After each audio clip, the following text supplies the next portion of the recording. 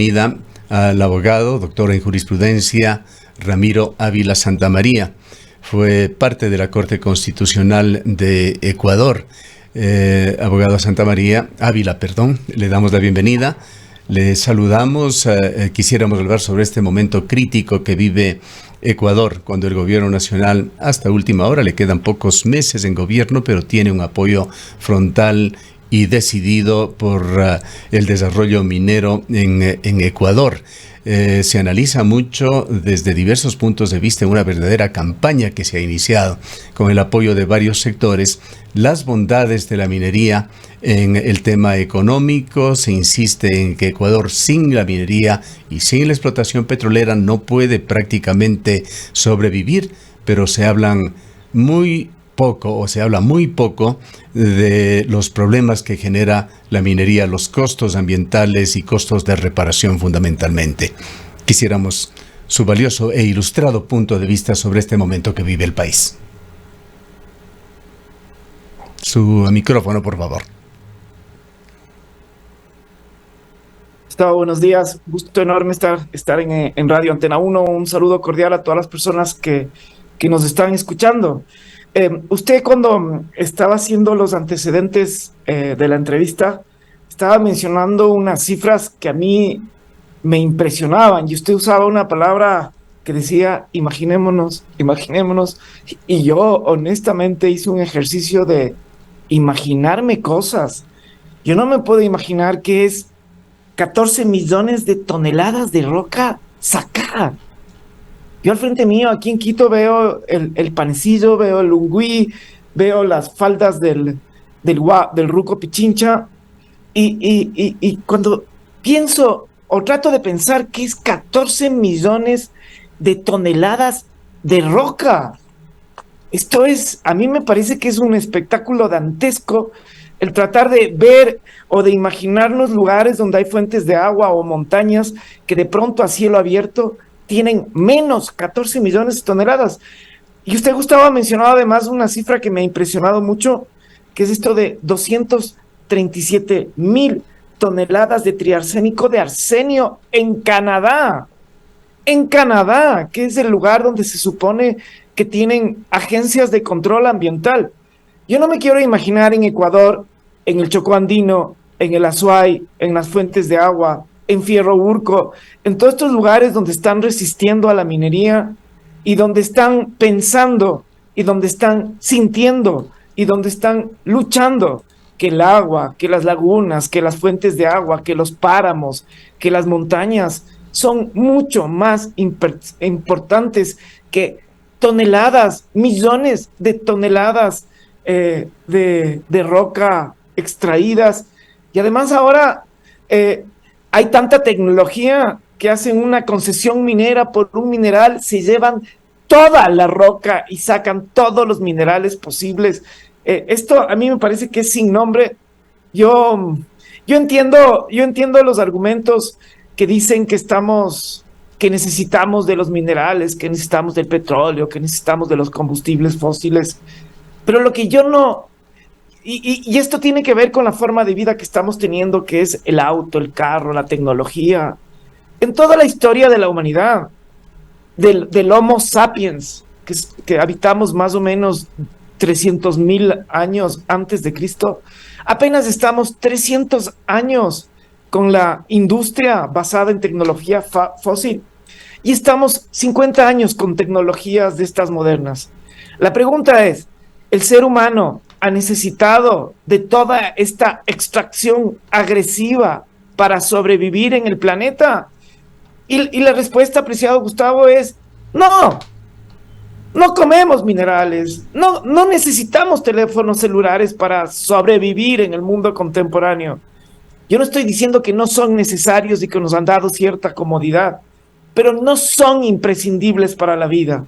Yo creo que lo que está en juego ahora, este 20 de agosto, acá en Quito con el Chocó Andino y en el Ecuador con la pregunta del Yasuní, es tratar de pensar en un modelo de vida que no tiene que ver con unos intereses depredadores de poquísimos inversionistas que son los que manejan estas empresas multinacionales que están atrás del extractivismo.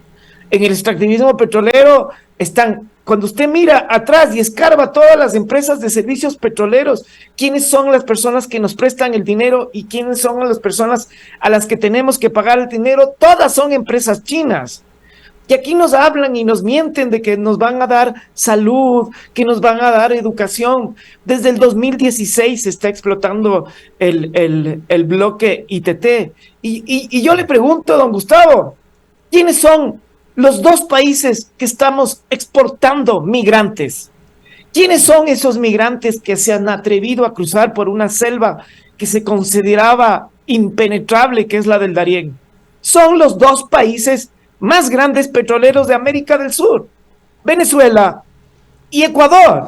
Algo muy importante, abogado Ávila, si me permite, perdona la interrupción, por favor. es el sustento en las cifras. Se habla muy ligeramente en esta época electoral de cualquier cifra. Se dice que el Yasuní significa, me parece que son 1.400 millones de dólares al año, mientras hay otros cálculos estimados que hablan de una fracción de eso, de un 30% o menos. Pero quisiera volver al tema de Quimsacocha, estas cifras que hemos dado que son realmente abrumadoras, esas gigantescas mega cifras de Canadá con ese trióxido de arsénico, metal pesado, peligrosísimo para la salud, que es un grave problema para Canadá, son cifras de estudios que viene haciendo Cristina Delgado, una distinguida cuencana, candidata a PhD en York University, que presentó estas cifras en un seminario que mantuvo aquí en la ciudad de Cuenca. En cuanto a las otras cifras de 17,000 toneladas que serían trióxido de arsénico que quedarían en Loma Larga, lo dio la propia Dundee Precious Metals en una presentación ante la Bolsa de Valores de Toronto. Y para ir a algo más actual, en esta cita que acaba de mantenerse en Quito, el señor Scott Campbell, que es el gerente general del proyecto Loma Larga, da una entrevista a Vía Minera en la cual se ufana, claro, de la grandeza de su empresa y dice, entre otras cosas, esto para dimensionar lo que puede venirse con la explotación de Loma Larga y el riesgo para la provincia de la Azuay. Esto es textual de esta entrevista. Dice, en este momento estamos confirmando el tamaño, tipo, marca y tasa de los molinos. La conminución, es decir, reducción de tamaño, está estimada en 220,000 toneladas por día. Esta es la maquinaria que se pondría en Quimsacocha. En 24 horas de producción, 220,000 toneladas. Y la producción promedio en oro durante los primeros 5 años sería más de 200,000 onzas anuales. Esta es la amenaza que está enfrentando la provincia de la Azuay. Quería referirme sobre todo al origen de estos datos que no constituyen exageraciones, que vienen de las propias fuentes que son las que sustentan esta preocupación para nuestra ciudad, provincia y la amenaza a nuestras fuentes de agua. Don Gustavo, esas cifras para mí son espeluznantes. 17,000 toneladas de triarsénico. O sea, ¿dónde van a poner eso? Yo no creo este cuento de la tecnología de punta, no hay forma para mí de creerse. Cada vez que usted mete un taladro o que mete esta maquinaria que usted nos está describiendo, yo no puedo imaginarme en la cabeza lo que es esta maquinaria gigantesca que usted me está describiendo o estas cifras de la cantidad de oro que se está sacando. O sea, a mí, Cuando estas cifras trato de que tenga algún tipo de proyección e imaginación, yo solo me imagino una naturaleza absolutamente destrozada, devastada. No es casual que la palabra que se está usando para los lugares donde hay extractivismos petroleros y mineros se llama zonas de sacrificio. Y son zonas de sacrificio porque atrás de lo que significa sacar el oro, sacar los minerales y sacar el carbón o esta energía fósil en general, atrás hay destrucción ambiental, atrás hay destrucción social, atrás hay corrupción. No, si uno compara las cifras y las dimensiones de la corrupción que ha existido desde que existe explotación petrolera con la que ha existido a lo largo de la República, no hay comparación, y esto tiene que ver porque hay muchísimo dinero que está en juego. Es más fácil sobornar a un funcionario que pagar impuestos. Es más fácil pagar a un Estado y a una institucionalidad débil que cubrir las externalidades. En los países del tercer mundo, esto está demostrado en todas las actividades extractivas, y esto pasó con la Texaco. Los estándares que tienen en el primer mundo nunca aplican en el tercer mundo porque hay este fenómeno de ahorrarse lo que se llama en economía las externalidades. El costo del agua que necesitan para hacer la producción minera, la remediación ambiental, la reinyección de las sustancias que salen cuando usted mete un taladro en la tierra, el polvo, la carretera, todas estas cuestiones, la deforestación, todo esto no está cubierto en la explotación minera. Para ellos el cálculo es sacar una cantidad de oro, de toneladas, de lo que sea, de onzas, pagar un impuesto, una divisa, lo que sea, y las externalidades, los costos adicionales, no les importa, no cubren, es un ahorro, y eso significa, en términos económicos, más beneficios para las empresas. Yendo al tema coyuntural actual, abogado Ávila, a la consulta popular o consultas populares del Chocó local en el Cantón Quito y del Yasuní a nivel nacional, ¿qué es lo que se juega Ecuador, más allá de la producción o no de ese bloque 43? Yo lo que siento que nos estamos jugando aquí en el fondo, y le digo no por pura retórica, Ecuador desde la época de la colonia hasta el momento, o este territorio donde vivimos, ha sido visto como un lugar de riqueza natural, de recursos naturales. Siempre, siempre hemos vivido del extractivismo. Ha sido los minerales, el oro, ha sido el cacao, ha sido el banano, ahora son las flores, los camarones, la palma africana, el petróleo. Y cuando usted mira el balance, somos un país que estamos destrozando la naturaleza, y eso no se mira en crecimiento cultural ni en desarrollo económico del país. Este país tiene de las brechas más grandes de desigualdades. Usted mire lo que gana un inversionista petrolero o minero, y usted vaya a ver cómo viven los campesinos donde se explota la minería o donde se explota el petróleo. No es casual que en Ecuador, cuando usted mira la cifra del INEC, las tasas más altas de pobreza son en la Amazonía ecuatoriana, donde se ha explotado petróleo desde hace 50 años. No es casual que las tasas más altas de cáncer, de desnutrición infantil, de pobreza y de desnutrición crónica estén en los lugares de explotación minera. La brecha en donde viven ellos con la brecha de los inversionistas es gigantesca, es tan descomunal como esas cifras que usted, don Gustavo, nos ha mencionado. Entonces, lo que está en juego en las consultas es topar a esta forma de hacer economía, de supuestamente hacer desarrollo. Es pensar en un modelo donde la conservación, donde lo que está arriba de la tierra, que es gente, que es cultura, que es biodiversidad, es más importante de lo que está abajo de la tierra, que es recursos fósiles, que por alguna razón están ahí miles de millones de años y que estamos sacando y que estamos sufriendo las consecuencias de esto a nivel global, que se llama calentamiento global, y los océanos y las selvas y las plantas no tienen ya capacidad de procesar ese dióxido de carbono. Imposible, abogado Ávila, el desconocer que Ecuador requiere recursos. Estamos cerrando este año con un déficit aproximado de 5.000 millones de dólares y Ecuador requiere de recursos. Pero la gran pregunta es ¿cómo poner a Ecuador en las rieles de un desarrollo sustentable? ¿Cómo cambiar a este Ecuador que ha vivido y ha crecido por el extractivismo, generando gravísimos problemas que ya los estamos sintiendo y que se van a hacer más agudos para visualizar también un mejor futuro sin sacrificar el desarrollo del país? Fíjese que el primer paso hacia una transición para un país que sea sustentable, para un país que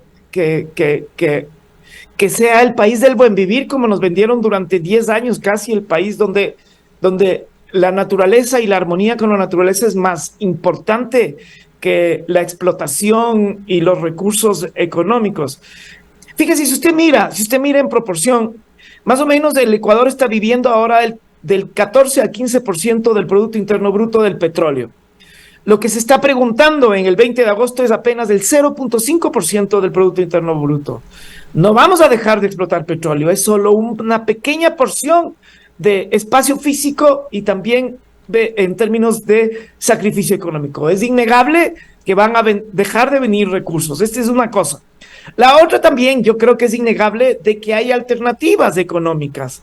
Renegociar los contratos petroleros, que alguna vez ya se hizo, renegociar el monto de ganancia que tienen las telefónicas, que es casi del 90%, que es, digamos, esto no pasa en ningún país. En los países el margen de ganancia suele ser del 20-30%, acá es del 90% de las telefónicas. Hacer una depuración fiscal, ya se ha hablado de esto. Ecuador tiene una evasión fiscal de alrededor de 7,000 millones de dólares, 7 veces más de lo que oficialmente, con cifras infladas, dice el gobierno que se perdería con el Yasuní. Existe acá una cantidad enorme de exoneraciones, alrededor de 6,300 millones de dólares, 6 veces más de lo que se sacaría en el Yasuní ITT. De eso, la mayoría de los montos de exoneraciones son deudas consolidadas que tienen los grupos más ricos de este país. No se trata de cargar de impuestos a la clase media, se trata de cobrar impuestos a las personas y a los grupos económicos más ricos de este país. Se puede hacer, por ejemplo, ahorita existen más de 400 mecheros en la Amazonía ecuatoriana que están prendidos y que están contaminando el aire. Se puede entubar, se puede aprovechar ese gas y venderlo. Pero atrás de eso, don Gustavo, como siempre, hay negocios, hay pequeñas personas que se benefician de la importación de gas, del transporte del gas y la distribución del gas, y que les conviene que el gas se desperdicie y se esté quemando y contaminando en la Amazonía. Hay que pensar, sí, en los subsidios también. Hay alrededor de 4,000 millones de dólares en subsidios, 4 veces más de lo que se sacaría en el ITT. Esos subsidios hay que focalizarlos. Aquí las personas que vivimos en la ciudad y en los barrios más ricos de las ciudades más importantes del país, tenemos que pagar lo que cuesta la gasolina. Y ojalá que el precio suba tanto que las personas piensen 2 veces que en lugar de ir a desperdiciar la gasolina, digamos, se trate de usar de forma más racional el transporte público. En Quito, don Gustavo, aquí donde yo vivo, el 80% de la población de Quito se mueve en transporte público y usted va a ver que el 76% de la ciudad de Quito, que está abarrotada de autos, es transporte privado.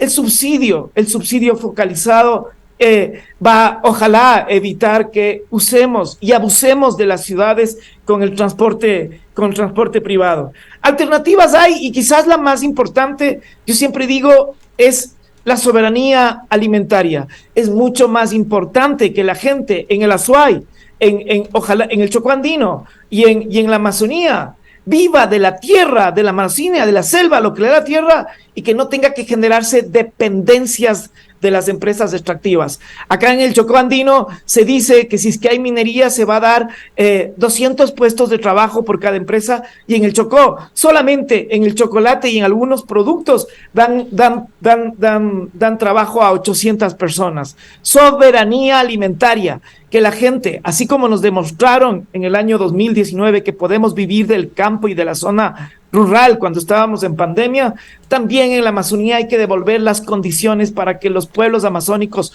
como lo han hecho desde hace 4,000 años, sigan viviendo de la selva y no estén mendigando trabajos. La empresa petrolera acá nos dice que 200 guauranis van a dejar de trabajar de la petrolera. ¿Usted cree que los guauranis y la gente que va a vivir cerca y que va a estar viviendo de las empresas mineras allá en el Azuay o acá en Yurimagua o en Fierro Urco van a tener los trabajos que tienen las personas que están en puestos directivos? ¡Nunca! Les van a hacer trabajar en la carretera, les van a dar almuerzos, les van a dar camionetas, les van a hacer trabajar de choferes, les van a hacer trabajar de cocineros, y luego cuando la minería se acabe, se van a ir.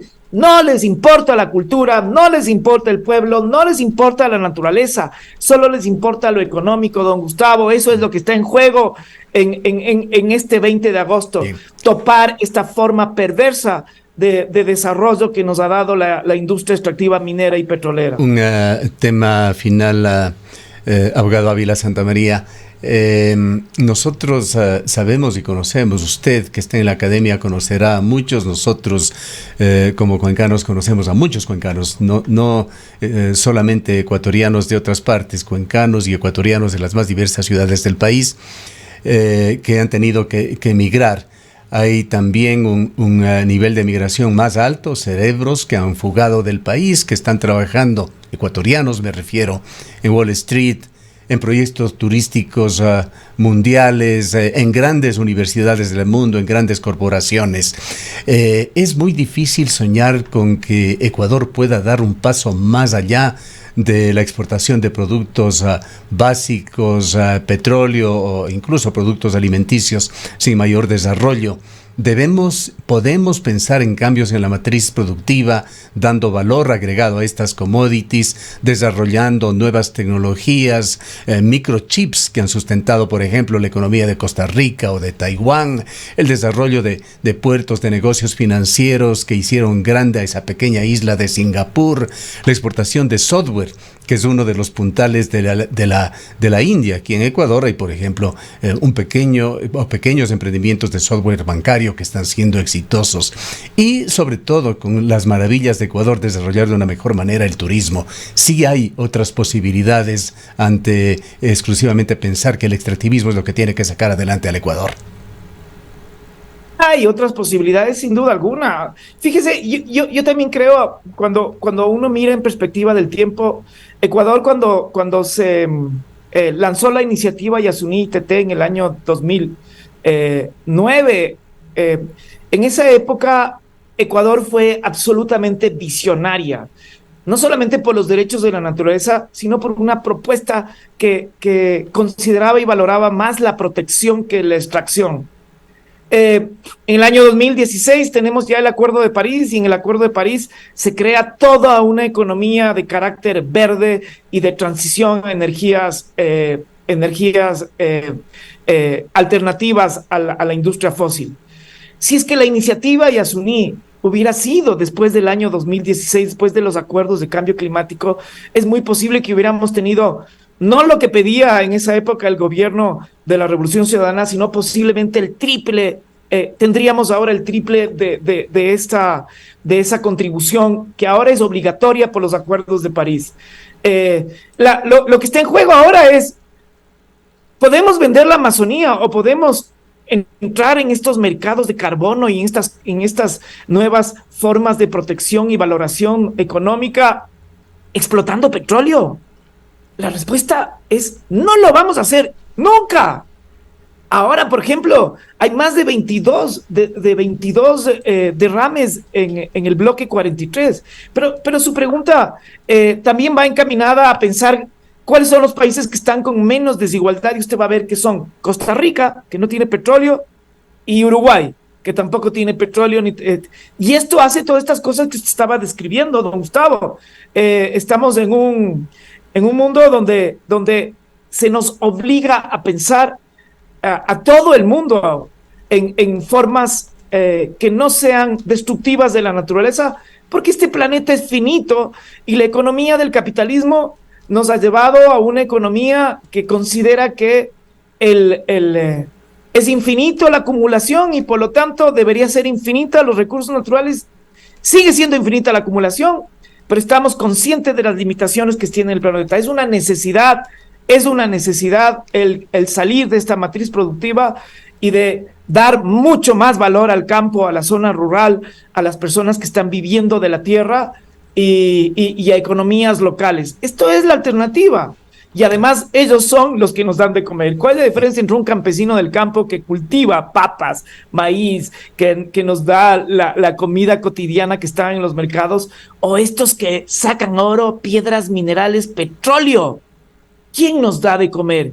O sea, es una cosa de sentido común.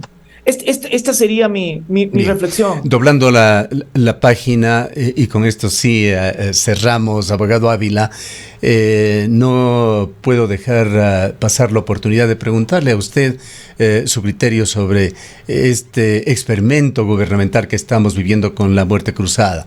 El día de hoy la jueza Daniela Salazar ha convocado a una audiencia para el proyecto de decreto de ley de reestructuración empresarial, y es la forma a través de estos aportes y análisis, filtros, tamices de la Corte Constitucional que está gobernando Guillermo Lasso. Le preguntamos esto por su larga y valiosa experiencia, la que tuvo en la Corte Constitucional.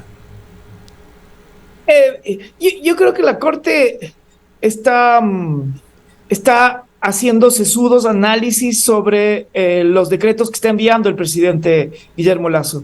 A mí me llama la atención en un país y con una constitución que tiene un presidencialismo reforzado, que el gobierno no pueda gobernar con las leyes que tiene. Además que son muchísimas leyes que favorecen a la economía. No entiendo por qué tiene a última hora que tratar de hacer cuestiones que no lo hizo durante sus años de gobierno y que no logró negociar con la Asamblea. La última ley que la Corte Constitucional le declaró que no era urgente, era un proyecto de ley que se lo había archivado y que no hizo ningún esfuerzo, el gobierno no hizo ningún esfuerzo de actualizar, de modificar, de negociar, de transar. Llega el momento de la muerte cruzada y aprovecha una oportunidad como que fuera... Aquí la idea es que se trata de gobernar, uno de los criterios es mandar leyes, decretos ejecutivos, leyes que sean urgentes. Y lo que la Corte ha dicho es que si es que se puede esperar, o ya esperó el gobierno, o se puede esperar hasta una asamblea, que es el proceso más democrático para hacer esto, espere. La urgencia tiene que ver con que si no se aprueba la ley, entra en crisis, se genera una catástrofe económica, pero si eso no hay, digamos, tiene que el sistema democrático gobernar de forma con el equilibrio de poderes. Yo no he leído, para ser honesto, el último proyecto de ley. No sé si es que realmente se justifica la urgencia, pero me parece que no se trata de convertir al país en liberal económico más de lo que ya ha sido a través de esta época de excepción en donde estamos esperando llegar a unas elecciones y volver al retorno democrático. Esto sería mi reacción. Le agradecemos mucho por habernos atendido. Muchas gracias. Declaraciones de Ramiro Ávila Santamaría. Él es abogado, doctor en jurisprudencia, fue juez de la Corte Constitucional. Son las 9:08 minutos.